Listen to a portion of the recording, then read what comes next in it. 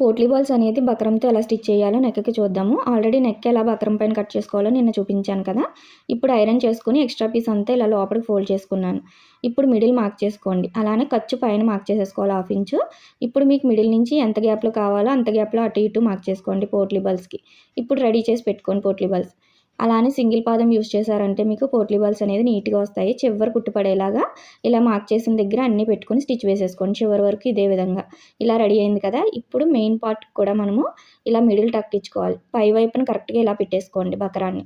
కదలకుండా పిన్ పెట్టుకోండి కింద పైన. ఇప్పుడు ఇందాక ఎక్కడైతే స్టిచ్ పడేలా కుట్టామో అక్కడే పడేలాగా చూసుకుంటూ చివరి వరకు కుట్టేసుకొని ఎక్స్ట్రా పీస్ కట్ చేసుకొని చిన్న చిన్న టక్స్ ఇచ్చుకోండి. ఇప్పుడు ఇలా రివర్స్ చేసామంటే చూసారు కదా ఎంత నీట్గా వస్తుందో.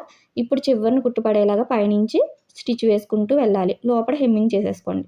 ఇలా వేశారు అంటే స్టిఫ్గా ఉంటుంది, చాలా నీట్గా ఉంటుంది ఫినిషింగ్ అనేది. చూసారా ఎంత బాగా వచ్చిందో. మీకు ఈ వీడియో నచ్చితే లైక్ చేయండి.